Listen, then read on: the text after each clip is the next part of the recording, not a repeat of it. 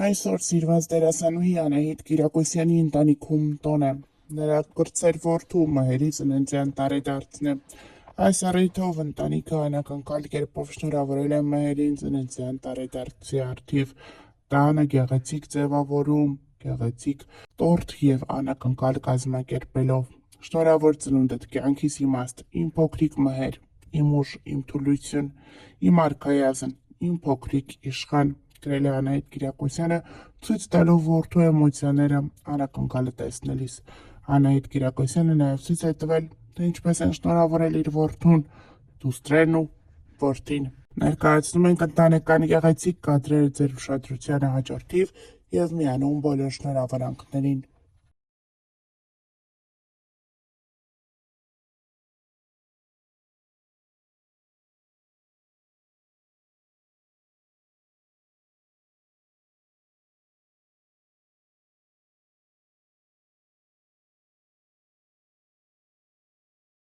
Սիրված դերասանուհի Անահիտ Կիրակոսյանի ծննդյան տարեդարձն է։ Դեռ կեսգիշերին Անահիտ Կիրակոսյանին իր երկու դուստրերն ու երկու որդիները անակնկալ են մատուցել գեղեցիկ ծաղկե փունջ, տորթ, շքեղ անակնկալներ, և այս անակնկալներից մեկն էլ հուզել է սիրված դերասանուհուն։ Նա չի կարողացել թաքցնել իր հուզմունքը և արտասվել է, տեսնելով իր երեխաների պատրաստած անակնկալը։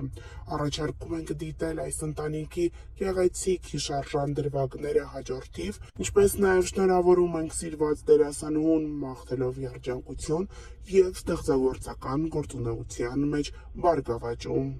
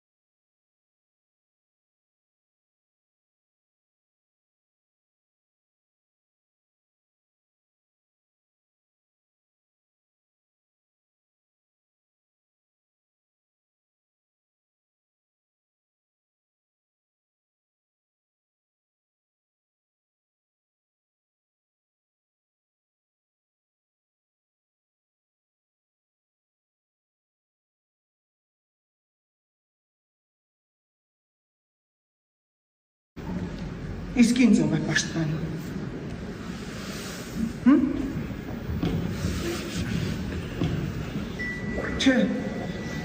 Չեմ ատում նրան։ Որ ատեի ամեն ինչ շատ ավելի հեշտ կլիներ։ Ես ուղղակի վախենում եմ։ Վախենում եմ, որ մեր կյանքը կամաց կդառնա ինչ-որ մեկի կարիքը։